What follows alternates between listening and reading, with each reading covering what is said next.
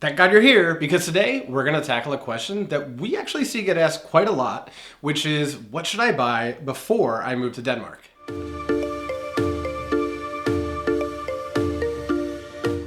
That's right, Derek. It seems like almost every week this comes up in one of the Facebook groups for foreigners living in Denmark. People who are preparing to move here start to panic because they don't know what they should bring with them. And I get it. Sometimes they just want to know what things are cheaper to buy in America, or they want to know what things they can't even find here in Denmark. So I think we should help them, Mike. Yeah, we also get a lot of questions about Amazon and that classic 1 and 2 day shipping. Is it available in the Danish realm? Spoiler alert, no. Oh, yes. So we'll explain how online shopping is a bit different in Denmark, and also what sorts of things you're better off ordering abroad before you move here and taking them over here with you. Yeah, and we'll also share some of the things that you can pick up or order online once you arrive in Denmark. And we'll give you links to make your life so much simpler when you come over. Yes, moving to Denmark, whether it's for work or school, it's complicated enough. So you can find links in the description that take you to our kit.co account, and you can check out the things that will make your transition here easier. Along the way, we'll explain what you should buy before you move over here, so let's go.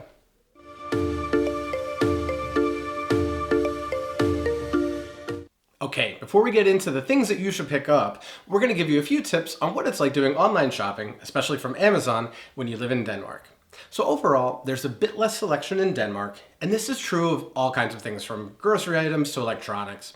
And that's typical in many countries because Americans are kind of consumeristic.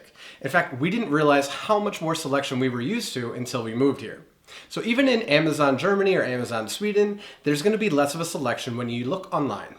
Yeah, so that means that if you have something specific that you like a specific kind of shampoo or some kind of electric razor that you have, you may want to make sure you get it before you come on over, because you may not find it when you look on Amazon.de or UK or SE.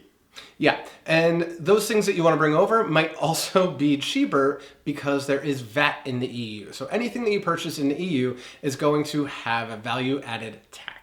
Now, to keep things organized, we actually decided to split things up into some of those Amazon categories that we're used to. We're going to walk around our house and show you the kitchen items, bathroom items, bedroom items, etc.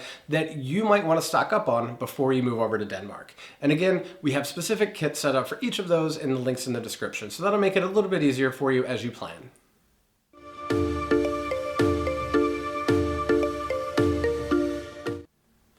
So if you're moving over to Denmark, you definitely want to do some research ahead of time. And it's not just on where you want to live, you want to understand the Danes themselves. There's a few good books that we totally recommend. There's some that have become a little bit famous, like the Little Book of Hygge, but some of our favorites include Helen Russell's Year of Living Danishly, where she gives a really fun diary of her life living in Jutland for a year. Also gives a good perspective of something outside of Copenhagen to check out. Another fun one is A Xenophobe's Guide to the Danes. It's a little bit funny when you read it when you first come over, but I have to say, for us 4.5 years in, it's absolutely hilarious to realize all these little things about the Danes that we talk about, other people think are true too. Some other good things to have when you come over here, you're going to be a tourist in your own city. So a tour book for Copenhagen or Denmark is a good thing to have. And if you're coming over with kids or young adults, a book that Derek and I highly recommend that we read in school is Number of the Stars by Lois Lowry. It's a historic fiction book that takes place during World War II here in Copenhagen, and is a really good read. And finally, if you're going to be here and you want to learn the language, it's always good to get a nice English-Danish dictionary. It'll help you as you do your studies.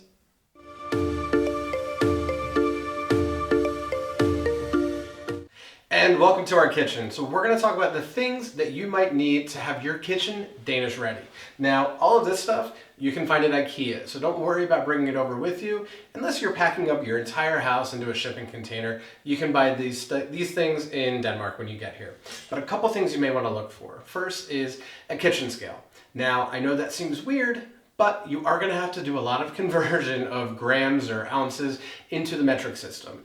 I know that Americans are the ones who are going to struggle with this, so if it doesn't apply to you, you can skip this. But Americans, you're going to want a kitchen scale that converts to make your life easier.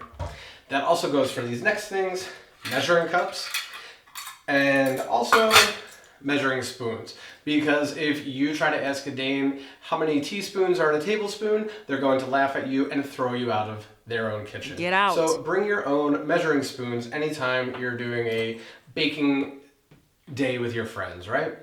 Another thing is ice cube trays. We definitely didn't realize when we moved here quite how much Americans like ice. And these big American style ice cube trays are a little bit difficult to find. We haven't found them in Denmark yet, so we brought a bunch over after our first trip home to the US after being in Denmark for a few months and realizing we needed ice cube trays. And the next thing is just a suggestion for any kind of specialty foods that you may want to bring over from America. Every now and then you're going to want a taste of home, but there's a few things that are hard to find or way more expensive in Denmark. One of them is Jell-O. You can find it here. In fact, most shopping markets will have an American section where you can find Jell-O. However, it's going to be a lot more expensive, and I'm talking $5 or $6 for a pack of Jell-O. Go to Amazon or Walmart and buy some 50-cent boxes of Jell-O like this and save some money. The other might be brownie mix, any kind of special recipes you have that you'll want to bring with you because you won't be able to find in Denmark, but your Danish friends will thank you for bringing over ranch dressing.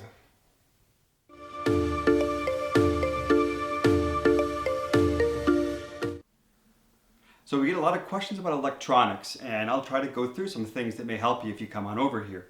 First of all, adapters. You're going to need as many adapters as you can find, especially because initially you're going to have mostly foreign appliances that you're going to bring over here. So make sure you have a bunch of adapters that you can use for all the little things you have, like your cell phone charger or small electronics like a toothbrush that you may have. That'll be a lot easier to use. Also, make sure you get adapters for where you come from. So if you're from the US like us, we had to buy a bunch of adapters to have at our parents' homes, so when we go back we can take all of our European bought stuff and have it work in the States. One thing to watch out for with the adapters is you may find that for some more sensitive electronics and some heavier things like kitchen appliances that draw more amps, you're going to have to use a transformer. Otherwise, you'll do something like I did and have your Instant Pot go poof.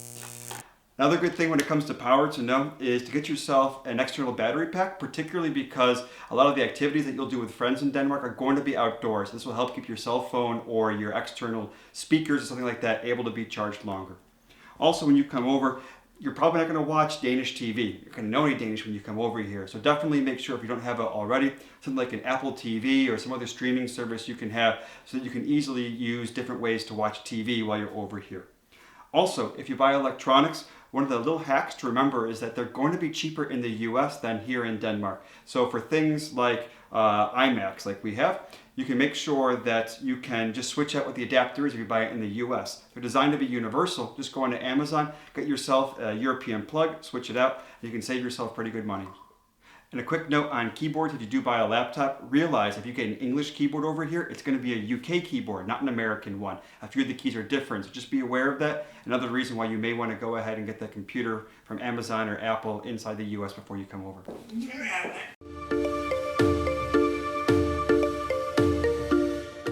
Okay, now let's talk about bathroom stuff that you'll want to bring. Now, I'm also keeping in mind that the medicine cabinet is over here, which is why I'll start with generic sort of medicines that you'll want to pick up. Now, there's a few reasons for this. One, a lot of medicines aren't going to be available in Denmark, or you're not going to know the name of them. So if you walk into a pharmacy or an apotheke in Denmark and ask for Tylenol, they're not going to have it. There's also some other kinds of medicines and supplements. Melatonin comes to mind, where you're not able to buy this over the counter in Denmark. You actually have to go to your doctor in order to get a supplement like melatonin. There's also other instances where you may go to the doctor in the US, like if you have a sore throat, but you're not necessarily going to be able to go to your doctor or get an appointment or some kind of prescription if you have a sore throat in Denmark. The healthcare is really good here, but they're not going to see you every time you have a sore throat. So it is good that you have some generic medicine on hand so that you can treat yourself. Now, let's talk about deodorant. In Denmark, the deodorant isn't quite as good as most American deodorants are. Now, I don't know if that's because American deodorants have additives or aren't as healthy, but in general, you'll find that they're not the same. And if you want a real antiperspirant, it's probably better to bring it from home. Another thing you may want to bring with you is any kind of facial products. So if you have something specific that is part of your morning or evening routine and you want to bring these facial products over with you, that may be a good idea because they're not necessarily going to be available and you may not consistently find them available in Danish stores. Another thing is that they'll probably be a little bit cheaper in the United States, so make sure that you get these things that you're used to in the US. And one thing that you may not need to bring with you, because you can probably find it in Denmark, we did, is a bathroom scale that converts to pounds. So even though it's probably going to be set to kilograms, you can get one that will convert to pounds. Something that you may not be able to find here is a water pick. So we got one on Amazon, and our dentist is so impressed with how clean our teeth are and how we get in between. So a water pick is something that you can definitely get if you want to impress your dentist.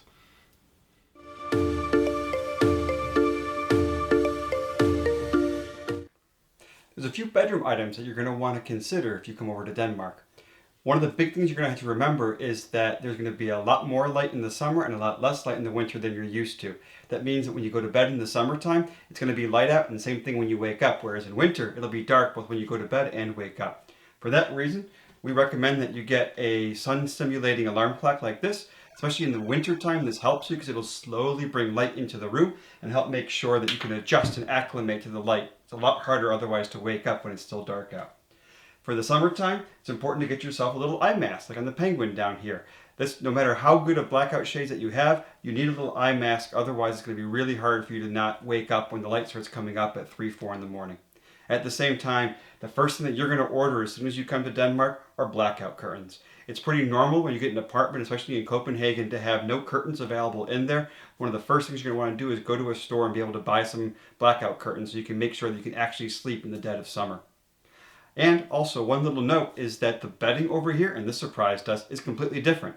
In the US, you're used to having, say, a fitted sheet and then a top sheet and then a comforter, whereas over here, you're only going to have, say, a sheet on the top of the mattress get tucked under. You're going to have no top sheet and then duvets. So if you're used to something different, you're going to have to bring bedding over here yourself. But one note, the dimensions of the beds are slightly different as they follow metric standards here that are not quite the same as in the US. So that may not fit exactly the same, and you may have to have a little fudging on the size of sheets that you have.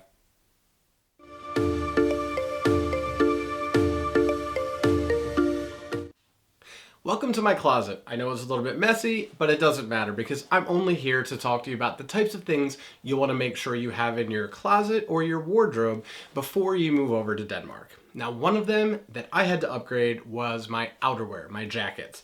You want to make sure that you have rain-resistant and waterproof coats for every season of the year. And trust me, you'll probably wear a coat almost 10 months out of the year. And you need to make sure that even your spring and your fall jackets are water resistant. You're not going to have a lot of fun running around Denmark in suede clothing because it is a very wet, humid, and rainy climate. So make sure that your jackets are also waterproof.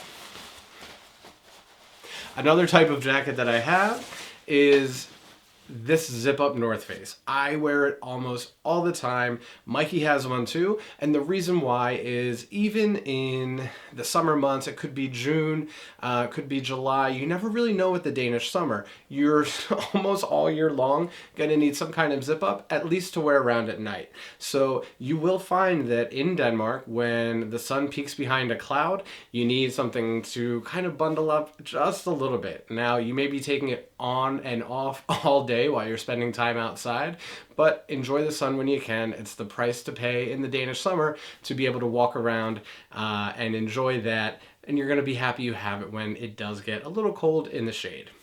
Now, you may be sensing a theme, but you're also going to want some nice waterproof boots that are also thermal and going to keep you warm during the cold months. It can get pretty cold in Denmark in the winter, so make sure that you have those. As well, you might want something for your pants, like ski pants or something to keep your legs warm as well. Having those are also going to help you, especially if you're biking in the cold weather. Personally, I take the train when it gets too cold, but you'll find that if you want to fit in with the Danes, you should bike all year long.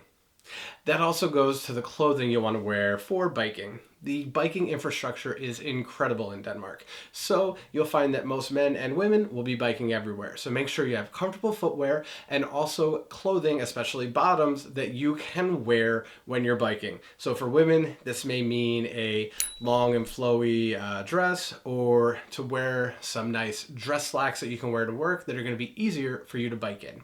For men, you may also want to have some kinds of sneakers, maybe some that are all black or all white that you could wear into the office, and maybe then change into dress shoes when you get there. You'll find it's very common for men and women to change their shoes when they're biking to work and then when they're in work. Now, in general, clothing is also much cheaper in the US, so you'll want to bring things over and then stock up when you do return to wherever you come from, because in general, clothing is just more expensive in Denmark. Or another tip could just be to do what the Danes do and head to Germany for some cheaper clothing options there. So we hope this helped you find some tips, tricks, and hacks on things that you may want to buy before you come over and move to Denmark. Now, keep in mind, you can buy almost anything in Denmark. I mean, it's a very, very modern country with a robust economy. I mean, we don't want to make it sound like you're not going to be able to find what you're looking for. It's just that if you have some very specific things from your country of origin that you're used to, you may have to bring them with you. And there are also other shopping outlets that you can do online shopping in Denmark as well. It's just that you may not be familiar with these companies, and it may be in Danish, which could preclude you from finding what you're looking for in a different way. But overall, we hope that you got a lot of tips that we can help you in your journey to moving to Denmark, and that you'll give this video a like and subscribe to our channel so you can find out more content of what it's like to live in Denmark as a foreigner. We drop new videos every week, so make sure you hit the bell so you can be notified when those come out. And thank you guys so much for watching our videos. Have a great day and enjoy moving to Denmark.